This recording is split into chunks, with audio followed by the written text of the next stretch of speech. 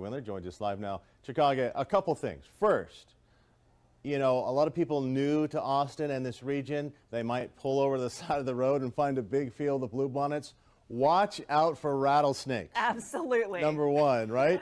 And you're really big on bluebonnets. You see them during your run as well, and who knew that these bluebonnets could be such a good forecaster? They have been nice. By the way, those are all pictures that I've taken. Some of them while out on my runs. I will tell you the problem with this season, as you heard, it's beautiful right now, but it will be fleeting. And the reason is we are just not getting enough rain. We're already half an inch below average for the month of April, and we're only 6 days in. And for the year, almost 2 inches below average on precipitation.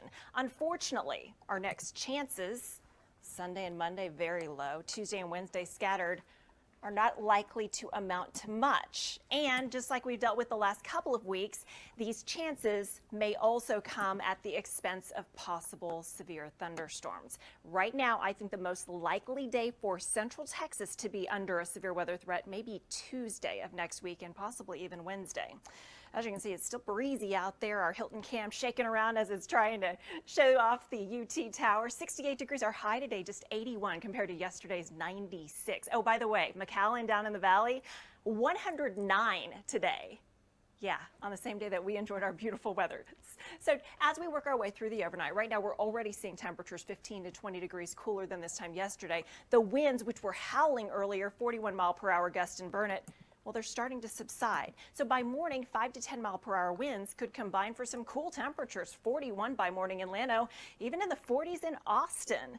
And then a gorgeous afternoon, keeping in mind the high fire danger. 79 degrees your afternoon high, which is right at seasonal for this time of year. So another red flag warning. That's going to be for tomorrow. I fully expect Friday will be another one on top of that. So don't do anything that could start a fire. Extreme danger and very high fire danger still with us. So the morning cold front that pushed through is down in the Gulf. High pressure moving in. Will be calm and quiet for the next several days. But next week, the Storm Prediction Center has already highlighted for Monday just to our north up I-35 and for Tuesday toward our north and east 2 possibilities of severe thunderstorms. I do think these could be dropped a little closer to our area. It is something that we need to be mindful of, and hopefully we get some rain out of it. We'll keep you ahead of this every step of the way. Our next cold front coming in late next week on Wednesday. And we'll be right back.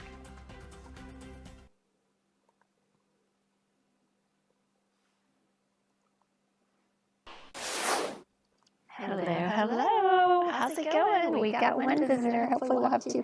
All right, Walkie, 1, 2, 3. Oh my goodness, you're so heavy and so big. Hope you guys are doing well. We got Walkie in the house. Skipper is too, but he's downstairs right now. How are you doing? You having a good day?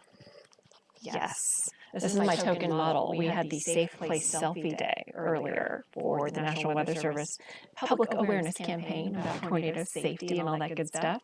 Rhonda, hello. Hansa, what's going on? Oh, I'm echoing? Uh-oh. That's weird. I don't know why. Let's see. Is everything the same as it normally is? I think it is. Stand by. Let me see. I might have accidentally toggled something funky. Otherwise, I don't know what has changed. I apologize if I'm echoing.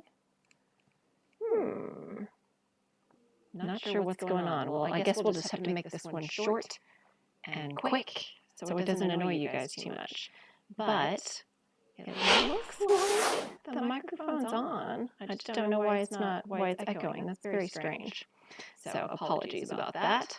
Michael, hello. Hope you're doing well. Jeffrey, what's going on? Thanks for checking in. It is 12:02 on, we're calling it Wednesday night until I go to sleep. The biggest thing to expect for Thursday is a continuation of the high fire danger. We've got another red flag warning in effect. Temperatures are going to be lovely in the morning. Crisp, cool, comfortable 40s. A little bit breezy in the afternoon, right around 79, which just so happens to be our average high, 79 degrees. As we head toward Friday, lots of sunshine in place, northwest winds, cool. In fact, there could be a number of spots in the 30s, not freezing, but in the 30s at least in outlying spots, especially those low-lying valleys in the hill country. Afternoon high on Friday about 80. By Saturday, we warm up again into the 80s, 87 degrees. And then the humidity starts to creep in late on Sunday. If you're running the Cat 10K Sunday morning, should be just fine. I'm thinking right around 62 degrees at the start, with some clouds around, and overall looking not bad. A little breezy too. Charles, how you doing? Looking forward to maybe bumping into you at the race, amongst however many thousands of people that there will be. And then we've got next week with, at this point, pretty low confidence on how much rain we could get, but 20 to 30% chances, most likely on Tuesday. And Tuesday is the most likely time for maybe seeing some strong to severe thunderstorms, in my opinion. Our next cold front, meanwhile, coming in on Wednesday. Rhonda says, quick question, does your drought report cover more than our state? Any other states having problems too? Why, yes, it does. Stick around till the end, and I will take you and we'll show you the drought. Well, actually, I may have the drought monitor in here. I can do this quickly on the fly for you once we get to the drought monitor graphic. But out west, they're having horrendous drought conditions. So yes, the answer is yes, yes, and yes. Another day of red flag warnings with that critical fire danger yet again as we head into your Thursday. In terms of temperatures, well, let's see, we've got clear skies. The winds are starting to drop down. It's down to 55 in Georgetown, 54 in Llano, and by morning we should see 40s across most of our area. Widening out the view, speaking of 40s, it's just 42 degrees in Amarillo and Lubbock as we speak. Okay, so earlier today, I kid you not, down in McAllen, Texas, and I think I've got a graphic I can show you in a bit. McAllen, Texas, down in the Rio Grande Valley, it hit 109. Is that not insane?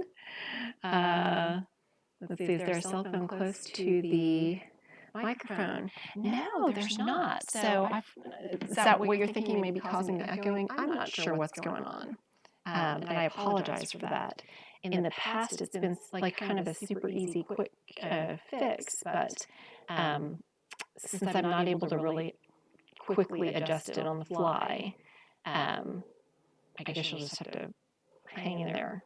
And I'll see if I can maybe, make it better next time. So apologies on whatever is causing said echo. Totally unintentional and not something that I can diagnose right this second, but I'm sure it's quite annoying to you. So again, I'll make this as quick as I can. We haven't had any rain. Here for Rhonda is the drought monitor. What I'm going to do is I'm going to pull off the earth highlight. I'm going to clear off all the labels. And let's go and show you what the entire state looks like. As you can see, there are some pockets of exceptional drought through southwest Oklahoma, portions of the northeast panhandle, more exceptional drought in west sections of Texas, and then let's zoom out even more so you can see the other areas really dealing with significant drought, and that would be portions of Nevada, also parts of Oregon. California, many locations have been just incredibly dry. Parts of New Mexico also in exceptional drought. The areas that are drought-free are those that you can see in the gray. So eastern sections of the Dakotas into western Minnesota, and also no drought concerns for much of the Midwest, Ohio Valley, even parts of the Great Lakes region. So there you have it. Drought monitor all across the country. Let's see, Jamie's asking, are Monday, Tuesday, and Wednesday storm chances looking severe? Possibly. Yeah, Olivia, I know it's echoed. I don't know what the problem is or why it's doing that, and I wish I could give you more information. In the past, it sounded weird whenever I have a low microphone or if I have two audio channels that are both selected. I don't know what the deal is, and I don't really have the... I don't want to bore you guys with futzing around with it, so just apologize. Hopefully I can get it fixed another time, because I know it probably is making it difficult at best for you to hang in there. All right, so the high at Camp Mabry was 81, the high at the airport 78, a far cry from the record heat we had one day ago. And I don't know if it's a record, but it certainly isn't great. The oak pollen was at 6,000. That's the highest oak pollen that we've had in several years. I checked last year, the highest count was in the 2,000 range. 2 years ago, the highest count was in the 4,000 range. Yes, hello, my friend. I know. So yeah, it's been just awful pollen. And if you are allergic, you are likely not enjoying life at all. All right, let's take a look at the active fires. I will say, despite the fact that we were under a red flag warning for today, it's actually somewhat promising that we didn't have any new fires within the last 24 hours in the CBS Austin area. The yellow dots are for the last 7 days. So the more recent fires, there was one down right here. There was another in Mexico. But so far, so good for the CBS Austin area. Let's just hope everyone continues to exercise fire safety. And as we look at the rain deficits, we're at about a half-inch rain deficit for the month so far, only 6 days in. And for the year, we're coming up on 2 inches below average. So we definitely need some rain. And unfortunately, even though I've got 4 days in the next 7 with the possibility of some rain, none of these are really screaming, heavy, widespread rain. It's going to be more picking up showers and storms here or there. Let's see, does Brownsville really reach 102? Yeah, they did. Actually, thank you for reminding me. That was exactly the graphic I wanted to show you guys, the high temperatures. 104 was Brownsville, and McAllen hit 109 degrees. Just incredible. This says Thursday. It's because it's set to be whatever today's date is, and obviously this Wednesday we are talking about until we get to sleep, right? So just insane, the heat that they have out there. Thanks for reminding me, because I did want to show you that graphic after all. All right, so now let's talk about where we stand currently. Temperatures going to be falling, winds starting to relax a little bit at 64 degrees outside right now. Meantime, don't see any spots yet in the 40s. 52 in Willow City looks like the coolest spot at this time, but area-wide temperatures running as much as 25 degrees colder right now than this time yesterday. Peak wind gusts were pretty stout with the wind advisory that was in effect, the cold front pushing through just before sunrise today. 40 mile per hour gust in Llano, 41 mile per hour gust in Burnett. And right now, look at this, winds have gone calm. At least sustained winds in Mason have gone calm, still a light gust. But the clear skies, the light winds will mean chilly temperatures, unseasonably cool temperatures by the time we wake up in the morning. And I have a hunch there'll be some spots out here in Mason, Llano, and Gillespie counties that probably do end up falling into the upper 30s overnight, and perhaps even colder for Thursday night into Friday morning. Kevin, hello. Skippy and Ewok are doing great. Thank you so much. Olivia asking, is the summer supposed to be hotter than normal? So the Climate Prediction Center outlooks for now are that we'll be warmer and drier. And it'll be interesting to see if it's significantly warmer and drier or just somewhat warmer and drier. But yes, the outlook is indeed for us to see warm conditions. In fact, I'm going to pull the seasonal outlook up on a different computer model, and I'll cue that up for you in just a bit. So this would be June, July, and August.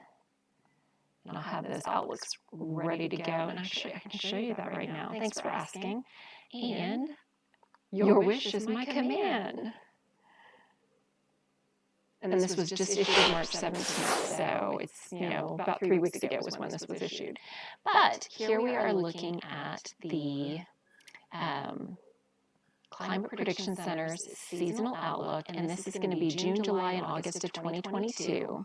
And as you can see, the entire country is expected to see above average temperatures, including a significant chance of above average temperatures over all of Texas, all of the Lone Star State. All right, so now let's take a look at precipitation. Precipitation for our area is expected to be around average for places like Houston and down toward the Rio Grande Valley, right on the edge of average and below average in Austin. So we're probably going to be kind of right on that edge, and then much drier conditions in this whole swath that you can see through portions of basically all the Plain States up through the Rockies and out west. So again, your wish is my command, making it happen. All right, let's get back to the other weather maps. And by the way, if you guys ever have questions, feel free, fire them away, or fire away.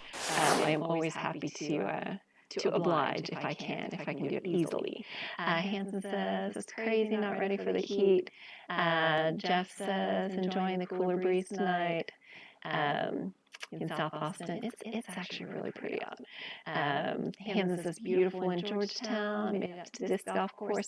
And I'm curious to know if that wind makes it more difficult for you to kind of like, do you have to, I'm guessing you have to adjust for it, but you can probably still enjoy it.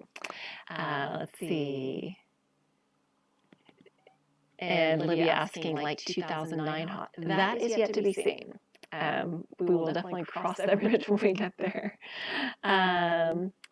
Jeffrey asking, how are the lakes expected to drop in feet?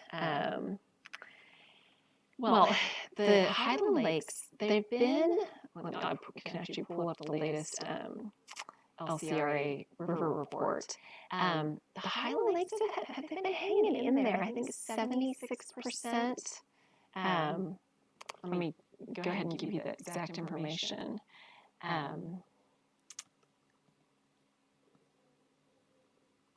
With the current lake levels, let's go back to the other maps. So the River Operations Report, which is put out by the LCRA every day, has information on the current lake levels and everything like that. So right now, Lake Buchanan is sitting at, this is Lake Travis, at 659 is what it's going to be tomorrow, and then dropping to about 658 in about a week. So if we go down here, current percent full, oh, sorry, I've got to swing it around here. Current percent full for Lake Buchanan is 88%, Lake Travis is at 68%, and combined total is 76%. So it has been dropping, but what's interesting is that it's about 10 feet below average for April right now.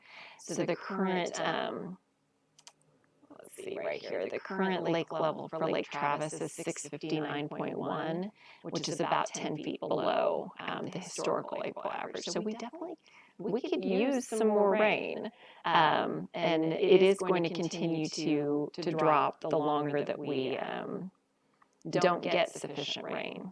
So, I mean, and essentially what we need is for the rain to absolutely fall out over the hill country, into the Pedernales Basin, into Lake Buchanan, into any of the Highland Lakes, anywhere that like drains off into Lake Travis would be amazing. Now, if it falls over Austin, that doesn't help our water supply. It has to fall upstream in order for it to affect our area. All right. Let's see, just don't want it to drop 2011 levels, yeah. We've definitely had some rough times in the past, that is for sure. So I'll keep you updated on that. But right now, I mean, it's not great, but it has definitely been worse. Rod says, lack of April showers might challenge Mayflowers. This is a very good point. Jeffrey, you're very welcome, my pleasure. And if you want to check it out, just go Google search LCRA River Report. That has all that information on a daily basis. I usually check it just to see, have we gone down 1%, and I kind of track it every day. Here's your hour-by-hour forecast for Thursday. Cool in the morning, upper 40s, right around 49 degrees. Nice and warm in the afternoon, 79. As long as you don't have allergies, you'll be just fine. But if you do suffer from allergies again, the oak pollen is just going to be atrocious. All right, yet another day with red flag warnings in effect for the entire CBS Austin area. This latest one is in effect from from 10 a.m. until 8 p.m. Strong winds, low relative humidity. We've kind of been there and done that, haven't we? What's crazy, though, is previous times when we've had red flag warnings, I've at least been able to show that areas out east weren't quite as bad off. But no, the entire area is really in dire straits for fire danger on, this should say Thursday. Again, it's because it's after midnight. But yeah, we're not in a good situation fire danger-wise. Meantime, today's storms have been out in South Carolina, out in Georgia. We've got high pressure in control for us. Let's swing out east. And I think the majority of the severe thunderstorms that were in effect earlier have finally died out, but there were multiple tornado warnings, maybe flash flood warnings still in effect. Yeah, it looks like flash flood warnings just to the south of Atlanta. But there were, yet again, a slew of tornado warnings. And let's check and see what the reports were within the last 24 hours across the southeast. There were quite a few reports as I was watching through the day, all kinds of damage. And some of these tornadoes, I'm curious if they'll be rated pretty high. By the way, the other night, Monday night, in North Texas, at least 3 tornadoes were confirmed. Okay, so in today's last 24 hours, 10 tornadoes reported. A total of 107 severe weather reports. Now, as we look to next week, Storm Prediction Center currently has Monday highlighted right here as possible severe thunderstorms, and Tuesday highlighted right here as possible severe thunderstorms. So, incidentally enough, the DFW area is right in the thick of it both days. We, in the Austin area, as of now, are not included. However, that's a 15% risk. I have a hunch, just like we've seen in previous times, that at least portions of our area may be included. And it wouldn't surprise me if we once again see a situation where on Monday, the lid, that cap on the atmosphere, holds, but on Tuesday, maybe it weakens. And on Wednesday, it could weaken in advance of our next cold front. So, I mean, it's still pretty far out, but just to put that on your radar, it will be something to keep in mind that we could see some storms and they might reach severe limits. But it doesn't at this point look like anything widespread or like the March 21st event. Hopefully nothing looks like that for us anytime soon.